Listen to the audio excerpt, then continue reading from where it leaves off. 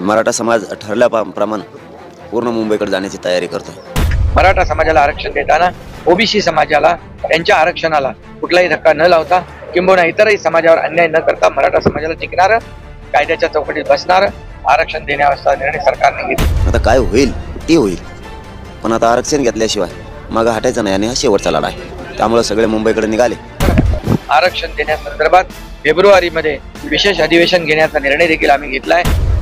मराठा समाज ठरल्याप्रमाणे पूर्ण मुंबईकडे जाण्याची तयारी करतो। हे काल सिद्ध झालेलं आहे। मराठा समाज प्रचंड ताकदीनं मुंबईकडे येणार आहे, कारण आता हे शेवटचं आंदोलन आहे। कारण आंदोलन करण्याचा सुद्धा मराठा समाजाला आता कंटाळा आलेला आहे। आता काय होईल ते होईल। 26ला तोडगे काढा 26च्या, कारण तुम्ही जे म्हणताय ना संविधान हातात घ्यायचं नाही, 26ला मराठी मुंबईतून मागं येणार, कारण प्रत्येक गल्लीत असणार आहेत। माघारी पाठवणार कोणाला? जरांगे पाटील यांच्या सूचना ज्या ज्या आल्या त्याप्रमाणे कुणबी दाखले देण्याचं युद्ध पातळीवर काम सुरू आहे। खरं म्हणजे आंदोलकांनी सकारात्मक, सरकार असेल तर सकारात्मक भूमिका घेतली पाहिजे। त्यांच्या अनेक सूचना सरकारने मान्य केलेल्या, त्यामुळे मला वाटतं हे आंदोलन थांबलं पाहिजे, टाळलं पाहिजे, कारण यामुळे जनतेला त्रास होणार आहे। आणि म्हणून माझं आव्हान आहे की विनंती आहे, मराठा समाजाला ओबीसी प्रवर्गातून आरक्षण द्यावं, अन्यथा कायमस्वरूपी टिकेल असं आरक्षण द्यावं, अशी मागणी मनोज जरांगे यांची। या मागणीसाठी जरांगे आता मुंबईत उपोषण करणार आहेत। त्यासाठी ते पायी मुंबईकडे निघालेले आहेत आणि त्यांच्या पदयात्रेचा आज दुसरा दिवस असून मुख्यमंत्री एकनाथ शिंदे यांनी पुन्हा एकदा जरांगे यांना विनंती केली आहे। मुख्यमंत्री एकनाथ शिंदे मुंबई महापालिकेकडून राबवण्यात येत असलेल्या स्वच्छता मोहिमेमध्ये सहभागी झाले होते आणि यावेळी त्यांनी माध्यमांशी संवाद साधला। मनोज जरांगे यांची मागणी आणि मराठा आरक्षणावर त्यांची सविस्तर भूमिका एकनाथ शिंदे यांनी मांडली। मराठा आरक्षणाच्या मुद्द्यावर बोलताना एकनाथ शिंदे असं म्हणाले की मराठा समाजाबद्दल राज्य सरकार सकारात्मक आहे।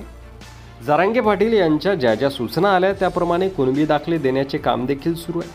हजारो लाखो लोकांना कुणबी असल्याच्या नोंदी मिळत नव्हत्या, त्या लोकांना प्रमाणपत्र दिली गेलेली आहेत। तेलंगणा, हैदराबाद येथील जुने दस्तावेज आहेत, ते उर्दू, फारसी आणि इतर भाषेमध्ये आहे। त्यासाठी लोक नियुक्त करण्यात आलेले आहे आणि तेही काम वेगानं सुरू आहे। शिंदे समिती त्यावर काम करत आहे, असं एकनाथ शिंदे म्हणाले। एकनाथ शिंदे असं म्हणालेत की कुणबी नोंदी देण्याचं काम सुरू आहे। दुसरीकडे मागासवर्ग आयोग त्यांचं काम करत आहे। मराठा समाज मागास कसा आहे यावर जवळपास 1.5 लाख लोक 3 शिफ्टमध्ये काम करत आहेत, तर त्यांचा इम्पिरियल डेटा गोळा करणं सुरू आहे। त्यामुळं मनोज जरांगे पाटील यांनी थोडासा धीर धरावा। आपल्याला टिकणारं आरक्षण द्यायचं आहे। मराठा समाजाला आरक्षण देताना ओबीसी समाजाच्या आरक्षणाला धक्का न लावता किंबहुना इतर समाजावर अन्याय न करता मराठा समाजाला टिकणारं आरक्षण देण्याचा निर्णय सरकारला घ्यायचा आहे आणि सरकारनं तो घेतलेला आहे। खरं म्हणजे आंदोलकांनी सरकार जर सकारात्मक असेल तर सकारात्मक भूमिका घेतली पाहिजे। त्यांच्या अनेक सूचना सरकारनं मान्य केलेल्या आहेत। त्यामुळे मला वाटतं की आंदोलन थांबलं गेलं पाहिजे, टाळलं पाहिजे। त्यामुळं जनतेला त्रास होणार आहे। माझं आव्हान आहे, विनंती आहे की सर्वोच्च न्यायालयात क्युरेटिव्ह पिटिशन सुनावणी होणार आहे। त्यामुळं एक खिडकी खुली आहे। मात्र खात्री आहे की मराठा समाजाला आरक्षण मिळेल तोपर्यंत जरांगे पाटील यांनी थांबलं पाहिजे। ही सर्व जनतेची आणि सरकारची भावना आहे, असं आवाहन मुख्यमंत्री एकनाथ शिंदे यांनी जरांगे पाटील यांना केलं।